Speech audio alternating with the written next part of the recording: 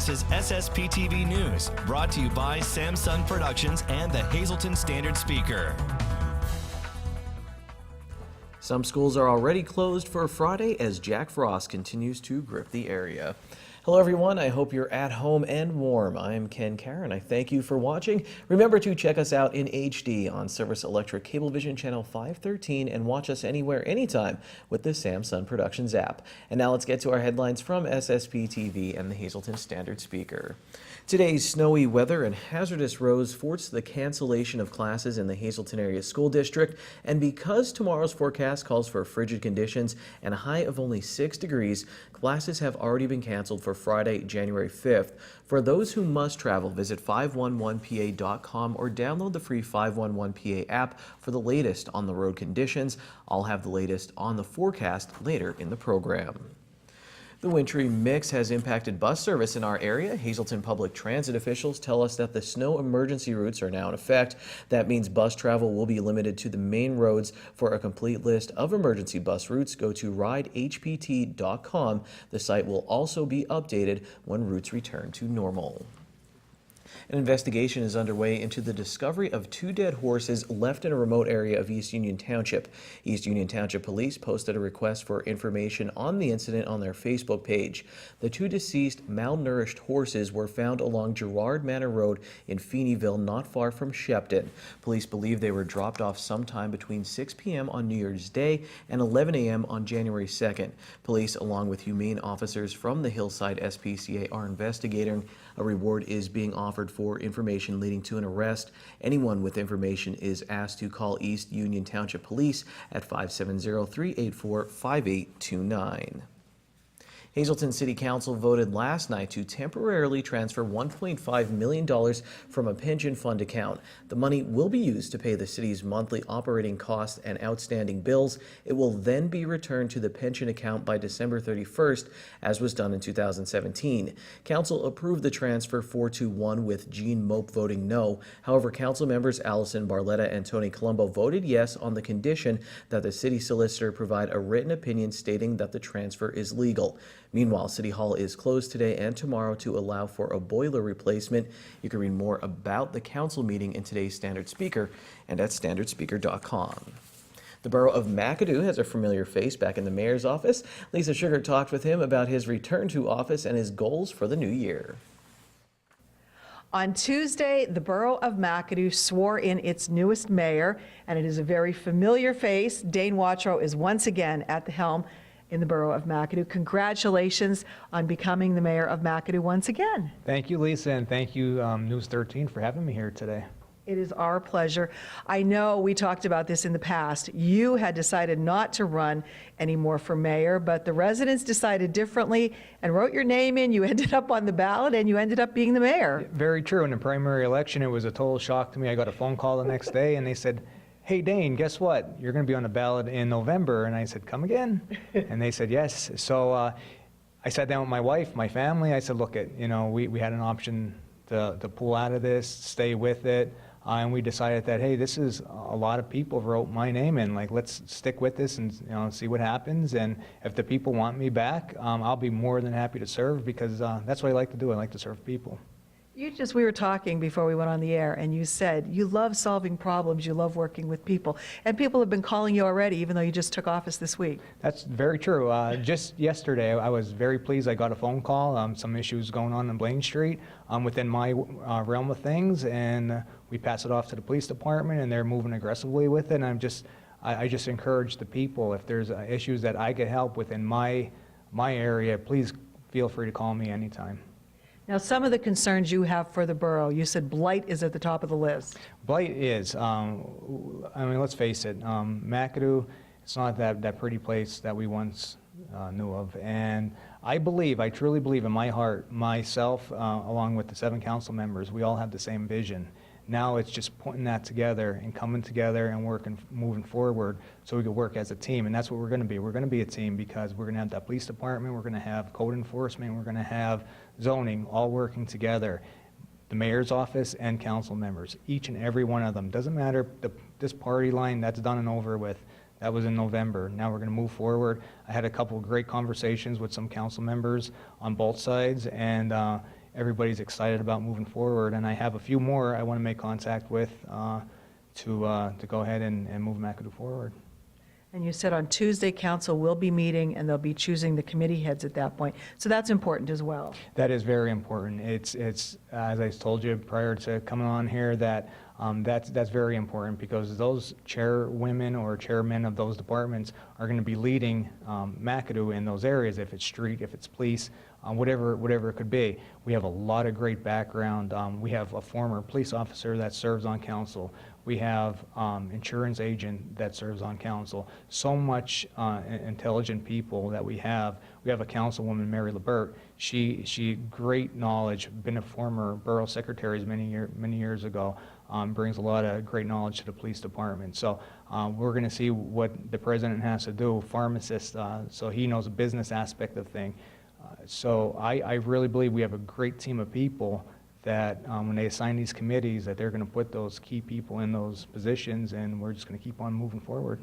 All righty. Well, we hope to have you in frequently to give us updates on what's transpiring in the borough of McAdoo. Again, the council meeting is this Tuesday coming up at 7 p.m., and you're invited to go to that meeting, and you're invited to contact the mayor with any of your concerns. Very true, Lisa. Thanks again, and News 13, thank you. Our pleasure.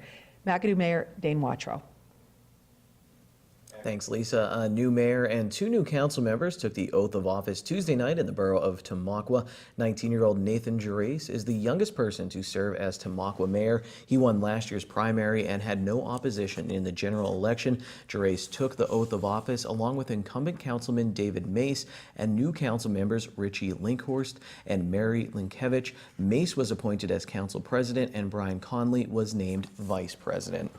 When the outside is cold, I cry. When my pizza is cold, and from Frankie's, I party, but by myself because I don't want to share. Each Thursday, you can enter to win a box of 12 slices of Frankie's cold pizza with their signature sauce and cheese blend, baked fresh with no preservatives. Call 570-459-9813, extension 104. We need your full name and phone number. We'll pick a winner at random. Remember, you can only win once every 30 days on SSPTV. Up next, another chapter of our area's history is discussed with local historian Charles McElwee. And in sports, 2 Hazleton Area High School athletes recently announced where they are going to college. We'll tell you where and why. This is SSPTV News, your place for 24 hours of your hometown news and information.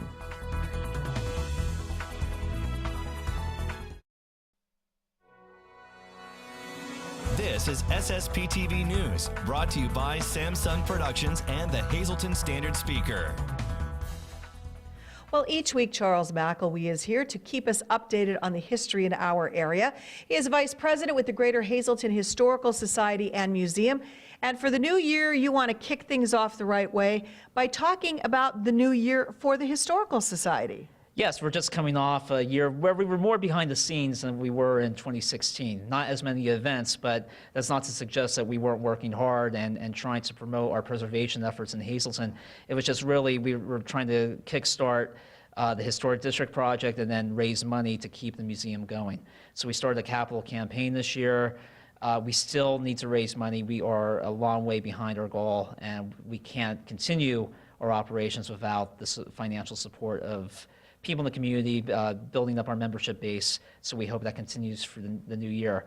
But looking ahead, we will be commencing the Historic District project in January. A survey will begin of the properties located in the proposed Church Street Historic District. We're working with partners, including Preservation Pennsylvania, a statewide advocacy organization that works to promote preservation. And that will be an ongoing effort through the year. It's 2 phases to devise a strategy to preserve and revitalize that neighborhood. And we hope it would be a model for the whole city. And we have plenty of partners in this project, from the Can Do Community Foundation, the City of Hazleton, and the Downtown Hazleton Alliance for Progress. So we appreciate our community partners as we work to get this started. And it's really the culmination of 3 to 4 years of behind-the-scenes work to make this happen. So when this is all said and done, what will it mean for Hazleton? We're preserving a lot of the older buildings. Right. Frankly, our preservation track record up until, I'd say, a decade ago was rather abysmal. But that really changed about 10 or 15 years ago, and now we're seeing the preservation of historic properties in the downtown. We see the successful work of the Markle Building, the Hazelton National Bank Building, And really, the investment projects like Candu's work with the former Frumpkin Brothers store, many know as the Remember When building, which will be a brew pub, and so many other facade improvements, including the museum this upcoming year. We will be working to restore the building as it looked in the 1920s. But there's a lot of work, but we want to continue that promotion of preservation and create that paradigm so that the work can continue. All righty, some good stuff happening for our area, for the Historical Society. And if people do want to donate, because you want them to donate, especially now for 2018, we really want a lot of donations, where do they go? They go to hazelsonhistory.org, which was really our big project this year. We launched our website, so please visit it and please consider a contribution. All right, it's for a definite good cause, and Charles will be back regularly to keep us posted on how things are progressing here in the Hazleton area. Time now for weather on SSPTV News.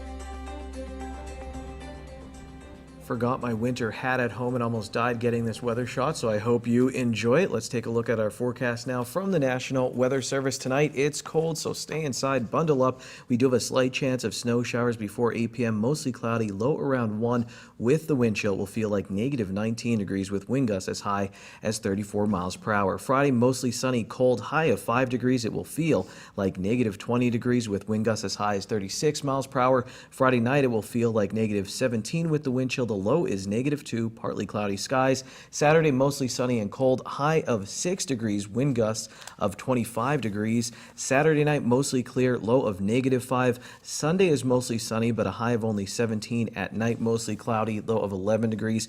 On Monday, 60% chance of snow, mostly cloudy, high near 31. And then Monday night, 60% chance of snow, cloudy, with a low of 25 degrees. Season's greetings again from Freese Farm Winery. Patty Lehau, co-owner with Steph Rothery. Today we're going to discuss how to pair cheeses with certain types of wine. I'd like to talk about some general rules of thumb as you take a look at the cheeses we've selected for today's presentation. The drier reds tend to go with cheeses that are very strong in flavor. Our Chardonnay that we have here today, you'll see we'll be pairing with a Brie, and Steph will talk a little bit about that. Pinot Noir, we don't necessarily offer that because we are PA preferred, but our 3 turns with a lathe is very close, and that we pair with a Gruyere cheese. We have our Italian flavored cheeses, and Steph will explain what wine we pair with those. And we also can pair sparkling wine with some Brie cheeses as well. We've done that with one of our middle of the road whites. Steph? All right, so we have 5 different wines to pair with some common cheeses that I think everybody enjoys during the holiday season. As Patty mentioned, we have our Chardonnay 1 year in, which has a light oak flavor, and that pairs very nicely with Brie. Probably one of the most surprising pairings and one of my favorites is our Vita's New Blend, which is a semi-sweet white made with the Vidal grape, and that pairs very nicely with blue cheese. We have our Joy, another middle-of-the-road wine made with the Frontenac grape, has wonderful citrusy undertones and makes a nice fresh sangria, and we have this paired with our Gouda cheese. And then with our Asiago cheese, depending upon whether you like an oaked dry red or an unoaked dry red, we have our 3 turns with the lathe and our Mystical Miracles. They're both blends of Minnesota hybrids grown right here in Pennsylvania. So stop in, we'd be more than happy to make suggestions. We do carry cheeses here in the winery, and we will help you out.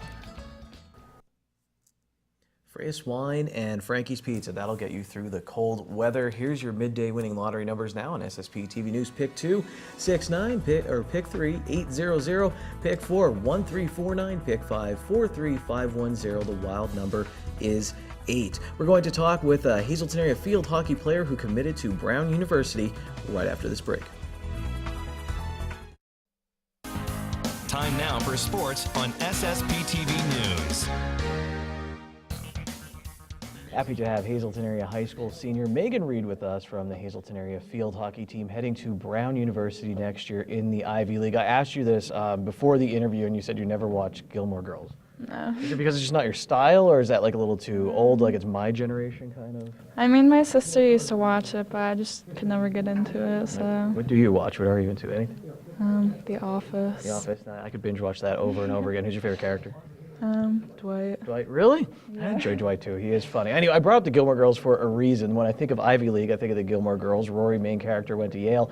And now I will think of Megan Reed heading there. And we're going to talk about that. Why you chose to go to Brown University. I started looking at schools very early because I knew from a young age that I wanted to play field hockey. So throughout that whole process, all the schools I was looking at, like I was going there to look for field hockey, but my primary focus was always the education that I would be obtaining, and Brown was just like no other school could compare to it. The opportunity to play in a Division I program while also attaining such an incredible education was like something I could never pass up.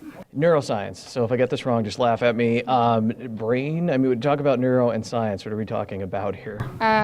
Technically, it's the study of the nervous system, but system. yeah, that includes the brain. So you're pretty close. All right, cool. So I said, why that? You said because you enjoy science, or what kind of nudged you in that direction? Biology has always been my favorite subject. And your sister, let's talk about Madison a little bit. And growing up together, how did you push each other? And did she help you in the process maybe of looking for schools? And she went through it before? Yeah, she was definitely a huge influence on the whole experience.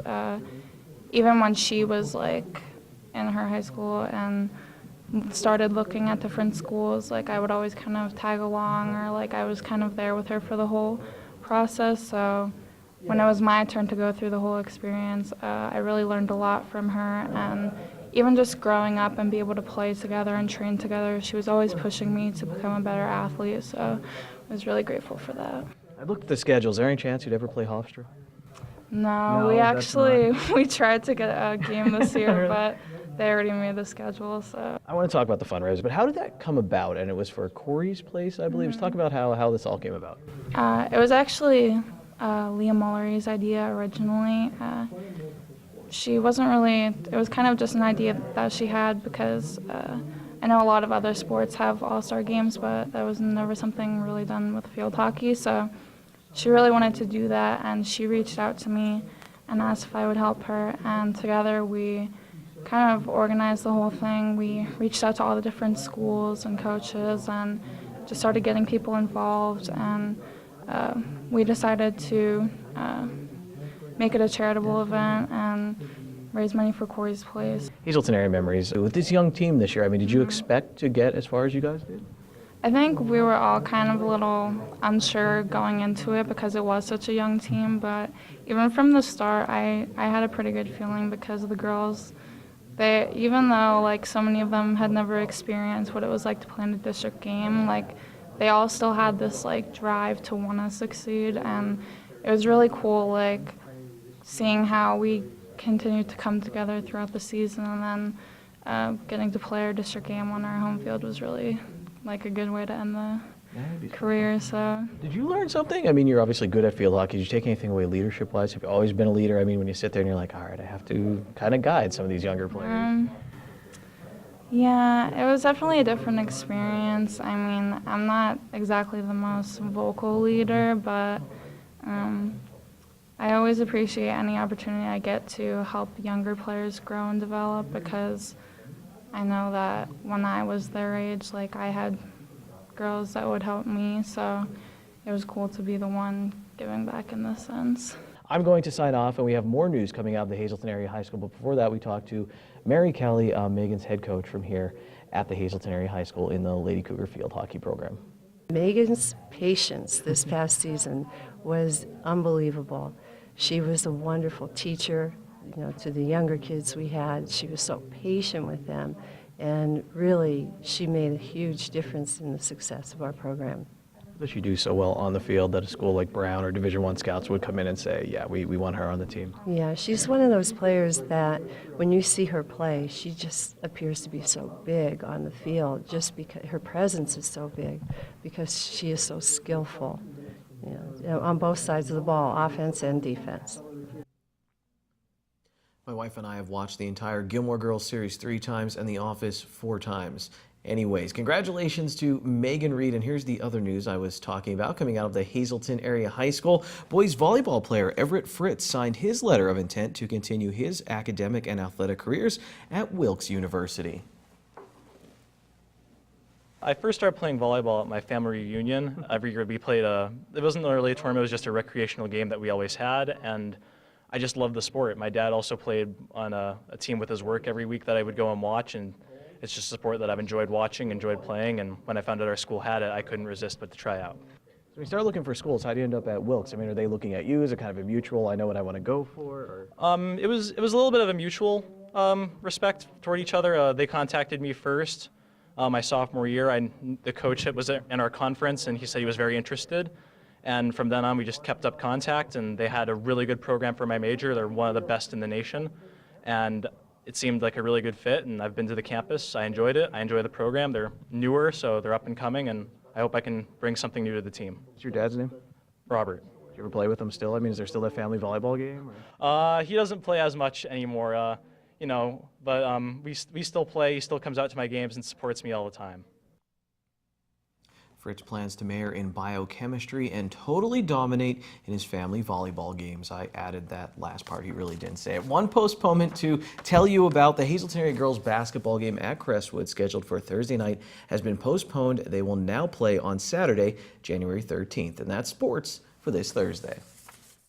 Good evening, everyone. Here's today's talk. The town the Walk-In Arts Center in Schuylkill Haven is asking everyone to join them for a bridal fair with flair. This event is on Saturday, January 6th from 1 to 5 p.m.